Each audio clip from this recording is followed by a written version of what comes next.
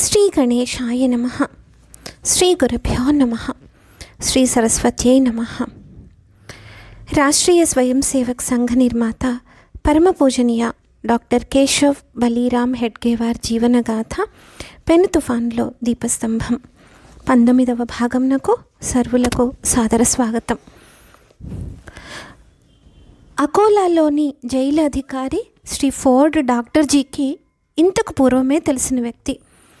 డాక్టర్జీ నాగ్పూర్ జైల్లో ఉన్నప్పుడు కూడా ఆయనే జైలు అధికారిగా ఉండేవారు. అందువల్ల ఆ ఇద్దరి మధ్య సద్భావన ఉండేది. ఆ రోజుల్లో జైల్లో 2 తరగతులు ఉండేవి, బి తరగతి, సి తరగతి. సామాన్య ఖైదీలకు సి తరగతి. అక్కడ ఎలాంటి సౌకర్యాలు ఉండవు. రుచి పచ్చి ఉండని జొన్న రొట్టెలు లేదా గోధుమ చపాతీలు, అన్నం వండడానికి ఇనుప పాత్రలు. బి క్లాసులో కొంత మెరుగు, దానిలో ఖైదీలు స్వయంగా వండుకొని తినే అవకాశం ఉంది. డాక్టర్జీకి బి తరగతి ఇచ్చారు. హేలా గోడాడన్ అనే పేరు గల బ్యారక్లో డాక్టర్జీని ఉంచారు. 100 అడుగుల పొడుగు, 30 అడుగుల వెడల్పు ఉన్న బ్యారక్ అది. బి క్లాసులో అప్పుడు ఇతర ఖైదీలు ఎవరూ లేరు. ఒక దృష్టిలో అది ఏకాంతవాస శిక్ష. ఒక వారమంతా డాక్టర్జీ ఆ బ్యారక్లో ఒంటరిగానే ఉన్నారు. తుకామణ్హే కరూమనాసి సంవాద ఆపళాచి వాద అపనాసి లాంటి స్థితి ఇది. సంతు తుకారాంజీ అన్నట్లు తనలో తాను మాట్లాడుకోవడం, మనలోనే మనమే వాదించుకోవడం. రాత్రింబగళ్ళు మిత్రులతో కలిసి దేశహితాన్ని గురించి చర్చించే అలవాటున్న డాక్టర్జీకి ఆ 8 రోజులు నిజమైన శిక్ష. ఆ వారం రోజులు ఆయనకి ఏమీ తోచేది కాదు. ఒక వారం తర్వాత యవత్మాల్కు చెందిన శ్రీ బల్లాల్ డాక్టర్జీ బ్యారక్లోకి వచ్చారు. బల్లాల్ రాకతో డాక్టర్జీ ఏకాంతవాసం ముగిసింది. ఆగస్టు 18 నాడు మెహకర్ నుండి శ్రీ రాజేశ్వరరావు దేశముఖ్, దాదాసాహెబ్ సోమన్ ఆ బ్యారక్లోకి వచ్చారు. డాక్టర్జీని కలిసిన ఆ ఇద్దరికి చాలా ఆనందం వేసింది. శ్రీ దేశముఖ్ ఇంటికి ఇలా ఉత్తరం రాశారు: శ్రావణ కృష్ణపక్ష సోమవారం నా జీవితంలో చాలా ధన్యమైన రోజు. లోపలికి రాగానే మన పరమ పూజనీయ డాక్టర్ హెడ్గేవార్ ఎదురుగా కూర్చొని కనిపించారు. నేను వెంటనే దక్షలోకి వచ్చి వారికి ప్రణామం చేశాను. వారితో మొదటి నుండి నాకు కొంత పరిచయం ఉంది. వారు మొదటి ప్రశ్నలో మీ మెహకర్ శాఖ ఎలా నడుస్తుంది అని అడిగారు. తర్వాత ఇతర మంచి చెడులను గురించి అడిగారు. సంఘ నిర్మాత పాదాల వద్ద కూర్చొని సంఘ శిక్షణ తీసుకోవడానికి మంచి అవకాశం దొరికిందనే భావన నాకు చాలా ఆనందం కలిగించింది. అందుకోసం బంధువులను, వృద్ధులైన తల్లిదండ్రులను, పిల్లలను వదిలి జైలుకు వచ్చాననే బాధ నాలోంచి తొలగిపోయింది. 15-20 రోజుల్లో బి తరగతి బ్యారక్ సత్యాగ్రహాలతో నిండిపోయింది. బి తరగతిలో రోజుకు పెరుగుతున్న ఖైదీల సంఖ్య చూసి ఒక వ్యవస్థ చేయాలనుకొని అందరి అనుమతితో అకోలాలో నుండి వచ్చిన డాక్టర్ ఠోసర్ గారిని ఆ బ్యారక్లోని ఖైదీల సేనాపతిగా నియమించారు. సాయం పూట కాస్త కాళ్ళాడించడానికి, మైదానంలో తిరగడానికి ఖైదీలకు అనుమతి ఉండేది. ఈ బి తరగతి ఖైదీలందరూ ఒకే బ్యారక్లో ఉంటున్నప్పటికీ వారిలో 4 గ్రూపులు తయారైనాయి. మొదటిది స్వయం సేవకులది, రెండవది సంఘ సానుభూతి పరులది, మూడవది సంఘ విషయంలో ఉదాసీనంగా ఉండేవారిది, 4వది గాంధీవాదులది. ఈ గ్రూపు సంఘను మతపరమైన హింసావాదులుగా, సంకుచిత మనోప్రవృత్తి కలిగేవారుగా భావించేది. కానీ డాక్టర్జీ వీరందరినీ సమానమైన ప్రేమ భావంతో చూసేవారు. తన సొంత పనులను ఎవరినీ చేయనిచ్చేవారు కాదు. తన బట్టలను తనే ఉతుక్కునేవారు.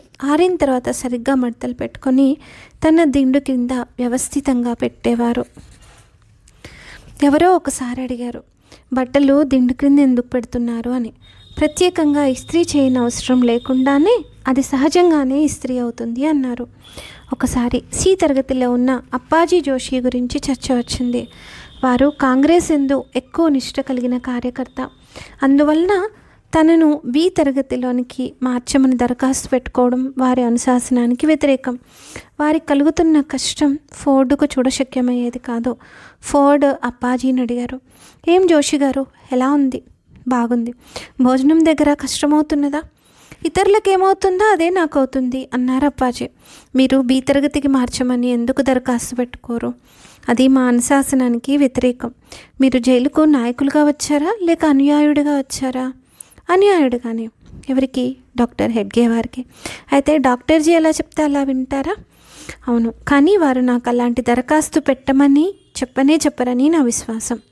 చూద్దాం ఏమవుతుందో అన్నారు ఫోర్డ్. దీని తర్వాత ఫోర్డ్ డాక్టర్జీ అప్పాజీల కలయిక బి తరగతిలో ఏర్పాటు చేశారు. ఏం అప్పాజీ, ఎలా నడుస్తున్నది? ఎలా జరగాలో అలా జరుగుతున్నది. ఇక్కడ మంచి భోజనం దొరుకుతుందని జైలుకి రాలేదు కదా, మరి మీరు ఇక్కడికి ఎందుకు వచ్చారు? ఏదైనా విశేషం జరిగిందా?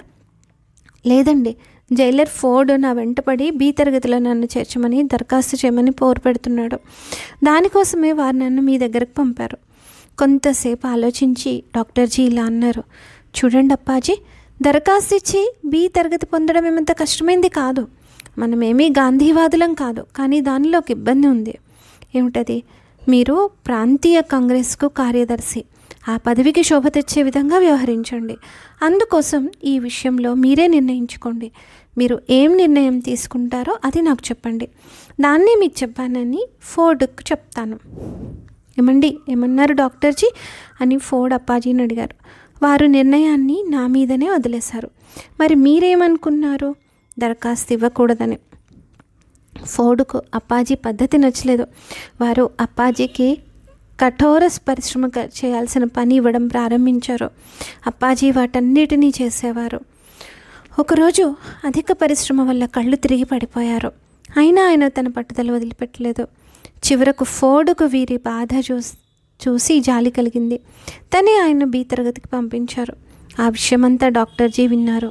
ఆయన అప్పాజీని కౌగిలించుకొని, అప్పాజీ, మీరు వ్యవహరించిన తీరు నాకు గర్వంగా ఉంది.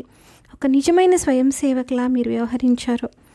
కానీ డాక్టర్జీ, ఇది కూడా మీ శిక్షణలోంచి లభించిందే కదా అన్నారు అప్పాజీ. శ్రీ దాదా పరమార్థ్ కూడా సి తరగతిలో ఉన్నారు. ఆయన క్షయవ్యాధితో బాధపడుతున్నారని, రోజురోజుకి క్షీణిస్తున్నారని ఫోర్డ్కి తెలిసింది. అప్పుడు ఫోర్డ్ స్వయంగా ఆయన్ను బి తరగతిలో చేర్పించారు. డాక్టర్ టింబే అక్కడే ఉన్నారు. వారి మార్గదర్శనంలో దాదా పరమార్థ చికిత్స ప్రారంభమైంది. టీబీ రోగి అంటే రాత్రింబగళ్ళు దగ్గుతుంటాడు.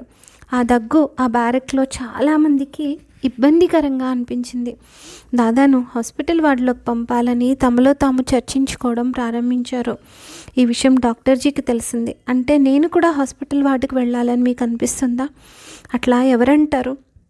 అతను క్షయరోగి, దగ్గు రావడం సహజం. మీరు చూస్తున్నారు కదా, దాదా పక్కనో నా పక్కనే వేసుకున్నాను. అతని దగ్గు వల్ల ఎక్కువ ఇబ్బంది నాకు కలగాలి.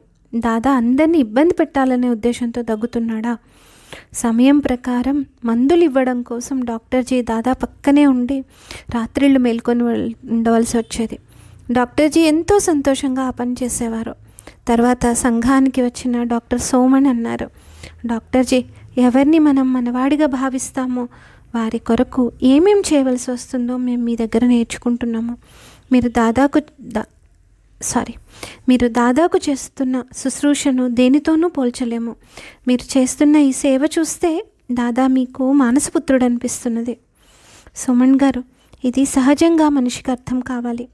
మామిడి చెట్టు తగలబడిపోతుంటే చెట్టును వదిలిపోకుండా చెట్టుతో పాటు కాలిపోయిన పక్షుల కథ మీకు తెలియదా? ఆ కథ నేను విన్నాను. అయితే ఇప్పుడు ప్రత్యక్షంగా అనుభవానికి వచ్చింది. ఇది మా ఊహకు అందని విషయం. డాక్టర్జీ చిన్నగా నవ్వారు. జైలు సూపరింటెండెంట్ శ్రీ పాండే డాక్టర్జీ వ్యక్తిత్వంతో ప్రభావితమై వ్యక్తిగత సమస్యలను సహితం ఆయనతో చెప్పుకునేవారు. వారి అమ్మాయి వివాహ విషయం ఆయన మనస్సును చాలా బాధపెడుతున్నది. డాక్టర్జీ ఆ అమ్మాయి జాతకం చూసి ఆ అమ్మాయికి సరిపోయే కొంతమంది యువకుల పేర్లను వారికి చెప్పారు.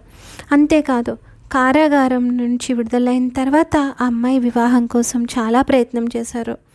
బ్రిటిష్ వాళ్ళ జైల్లోకి వచ్చిన తర్వాత అక్కడ ఎలాంటి వ్యవస్థ ఉంటుందో దాన్నే మనం వాడుకోవాలి. వాళ్ళు ఆశించినట్లుగానే మనం ఉండాలనేది డాక్టర్జీ నియమం. జైలుకు వచ్చిన తర్వాత కొన్ని సౌకర్యాలను కోరడం వారికి నచ్చేది కాదు. బి తరగతిలో వాడుతున్న నెయ్యి కల్తీది అని అనేక మంది ఫిర్యాదు చేసేవారు. వారు డాక్టర్జీకి చెప్పేవారు, డాక్టర్జీ, పాండే గారు మీకు మంచి స్నేహితులు కదా, ఈ విషయం వారికి ఒక్కసారి చెప్పండి అంటూ. డాక్టర్జీ నవ్వుతూ అనేవారు, ఈ స్నేహాన్ని అనుచిత లాభం కోసం ఉపయోగించడం నాకు ఇష్టం ఉండదు. పాండే నా మాట వినవచ్చు, కానీ వారి ముందు మన విలువ తగ్గిపోతుంది. ఇతర ఖైదీలు దీని విషయంలో ఒక ఆలోచన చేశారు. వారే పాండే దగ్గరకు వెళ్ళి విషయం చెప్పారు. కావాలంటే మీరు డాక్టర్ హెడ్గే వారిని అడగండి, దాన్ని బట్టి మేము చెప్తున్నది నిజమా అబద్ధమా తెలుస్తుంది అన్నారు. పాండే డాక్టర్జీని అడిగారు. నిజమే అని జవాబిస్తూ, మిమ్మల్ని ఇబ్బంది పెట్టడం ఎందుకని ఇన్ని రోజులు చెప్పలేదు అన్నారు. మర్నాటి నుండి బి తరగతి వాళ్లకు మంచి నెయ్యి వేయడం ప్రారంభమైంది. జైలులో సంఘ శాఖ. ఇది ఒక అద్భుతం. కానీ డాక్టర్జీ అప్పాజీలకు ఏది అసాధ్యం కాదు. డాక్టర్జీ ప్రేరణతో అప్పాజీ సి తరగతిలో ఉండగా సంఘ విషయంలో మాట్లాడడం, ప్రార్థన చేయడం మొదలుపెట్టారు. అప్పాజీ బి తరగతికి రావడంతో ఆ పని రెట్టింపు వేగంతో ముందుకు సాగింది. రాత్రి సమావేశాలు ఎక్కువ జరుగుతున్నాయి. ఆ సమావేశాల్లో ప్రశ్నలకు డాక్టర్జీ సమాధానం ఇచ్చేవారు. ఆ ప్రశ్న జవాబులు ఇలా ఉండేవి. సంఘం పేరు రాష్ట్రీయ స్వయం సేవక్ సంఘ్ అని ఎందుకు పెట్టారు? ఈ దేశం అసలు రాష్ట్రీయులు హిందువులు. సంఘానికి వచ్చే ప్రతి వ్యక్తి స్వేచ్ఛగా తనంతట తానుగా వస్తాడు. ఆ వ్యక్తి మాతృభూమి సేవ కొరకు స్వేచ్ఛగా ప్రేరితుడైనవాడు. కాబట్టి అతన్ని స్వయం సేవక్ అనాలి. అలాంటి స్వయం సేవకుల సంఘం కాబట్టి దీన్ని రాష్ట్రీయ స్వయం సేవక్ సంఘ్ అంటాము. రాష్ట్రం, దేశం, దీనిలో తేడా ఏమిటి? దేశం అంటే కేవలం భూమి, భూభాగాన్ని దేశం అంటారు.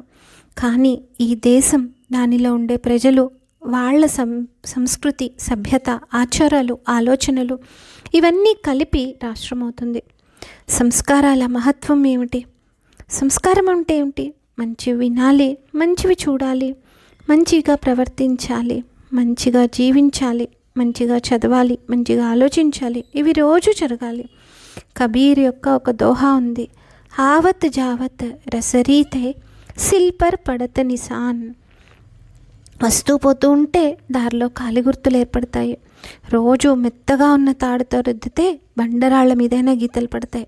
అలాగే మనుషులు కూడా ప్రతిరోజు సంస్కారాలను పొందాలంటే రోజు 1 గంట సేపు సంఘానికి రావాలి. ఇలా అనేక ప్రశ్నలు ఉదయించేవి. వాటికి డాక్టర్జీ సామాన్య భాషలో తేలిక పదాల్లో సమాధానం ఇచ్చేవారు. స్పష్టంగా, గంభీరంగా, ప్రవాహంలా వెలువడే ఆ మాటలు వింటుంటే ఇంకా ఇంకా వినాలనిపించేది. జగన్నాథ శాస్త్రి అగ్నిహోత్రి అనే జ్యోతిష్కుడు సత్యాగ్రహం చేసి కారాగారానికి వచ్చాడు. ఆయన అనేక మంది చేతులు చూసి వారి భవిష్యత్తు చెప్పేవాడు. చాలామంది సత్యాగ్రహులు వారి దగ్గరకు వెళ్ళి తమ చేతులు చూపించేవారు. బేదర్కర్ అనే సత్యాగ్రహి చాలా హాస్యప్రియుడు. జగన్నాథ శాస్త్రి జ్యోతిష్యాన్ని ఒక ఆట పట్టించాలో తన మనసులో అనుకున్నాడు. జగన్నాథ శాస్త్రి వినేటట్టుగా అతను డాక్టర్జీతో మాట్లాడడం ప్రారంభించాడు. ఆయన డాక్టర్జీని అడిగారు, మీ శ్రీమతి దగ్గర నుండి ఉత్తరం వచ్చిందా? వారం రోజుల పూర్వం. ఏదైనా విశేషమా? లేదు, అది మామూలే. నా శిక్ష ఎప్పుడు పూర్తవుతుందని అడిగింది. జగన్నాథ్ ఏం చేస్తున్నాడు? ఈ సంవత్సరం ఇంటర్లో ఉన్నాడు. పాస్ అవుతాడా? చదువులో బాగా శ్రద్ధ ఉన్నవాడేలే. జగన్నాథ్ శాస్త్రి గారు, మీరందరి చేతులు చూస్తున్నారు, ఒకసారి మా డాక్టర్ హెడ్గే వారి చేయి కూడా చూడండి అని బెదర్కర్ అన్నాడు. ఆయన చూపిస్తే కదా అన్నారు ఈయన. ఇప్పుడే వారిని తీసుకొస్తాను అన్నారు బేదర్కర్. జగన్నాథ శాస్త్రికి డాక్టర్జీ గురించి తెలియదు. అందరినీ ఆకర్షించే వ్యక్తి అని మాత్రమే తెలుసు. బేదర్కర్ డాక్టర్జీని శాస్త్రి గారి దగ్గరకు తీసుకొచ్చారు. డాక్టర్జీ తన చేతిని ముందుకు చాచారు. శాస్త్రి దాన్ని బాగా చూశారు. చేతి ఎత్తుపల్లాలను పరిశీలించారు. ఎడమ చేతిని కూడా చూశారు. ఆ తర్వాత ఇలా అన్నారు, ప్రస్తుతం ఇది 2వ కుటుంబం. చేతిలో ఇక్కడున్నది 2వ భార్యాయోగం. నాకు పిల్లలు ఎంతమంది అని డాక్టర్జీ నవ్వాపుకుంటూ అడిగారు. మళ్ళీ చేతిని బాగా చూసి 4 పుత్రులని మీ రేఖలు చెప్తున్నాయి. చుట్టూ ఉన్నవాళ్ళు నవ్వాపుకోలేక నవ్వేశారు. ఇప్పటికి చాలు, మరొకసారి బాగా చూసి అన్నీ ఆలోచించి చెప్పండి అని డాక్టర్జీ కూడా మిగిలిన వారితో కలిసి నవ్వడం ప్రారంభించారు.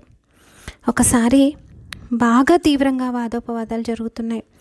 సావర్కర్ గొప్పవాడా, గాంధీజీ గొప్పవాడా అనేది విషయం. సావర్కర్ వాదులు జోరుగా తమ వాదాన్ని సమర్థిస్తున్నారు. గాంధీవాదులు గాంధీ గొప్పతనాన్ని గుర్చొప్పించడానికి ప్రయత్నం చేస్తున్నారు. ఈ విషయంలో చివరకు డాక్టర్జీ తీర్పును కోరాలని నిర్ణయించారు. డాక్టర్జీని పిలుచుకొచ్చారు. ఇరుపక్షాల వారు తమ వాదనలను వినిపించారు. బాగా ఆలోచించి డాక్టర్జీ ఇలా చెప్పారు, ఈ వాదం మల్లెపువ్వు గొప్పదా, గులాబీ గొప్పదా అన్నట్టుగా ఉంది. చూడండి, మల్లె పువ్వులో ఒక రకమైన సుగంధం ఉంటుంది, నాజుగ్గా ఉంటుంది, బాగా కనపడుతుంది. అలాగే గులాబీ కూడా, కొందరికి మల్లె పువ్వు బాగుంటుంది, కొందరికి గులాబీ బాగుంటుంది. ఎందుకు అలా అనిపిస్తుంది అంటే చెప్పడం కష్టం, కానీ ఆ రెండు పూలు తమ తమ స్థానాల్లో అందంగానే కనపడతాయి. అలాగే వీరిద్దరూ తమ తమ గుణాల వల్ల శ్రేష్ఠులే. మొదటి స్థానం వీరిదని, రెండవ స్థానం వారిదని ఎవరు చెప్పగలరు? డాక్టర్ జీ ఆలోచన విధానం చూసి చాలామందికి ఆశ్చర్యం వేసింది. సమతూకంగా ఆలోచించే డాక్టర్ జీ విశిష్టత అందరికీ అర్థమైంది. ఆ తర్వాత ఏం జరిగింది?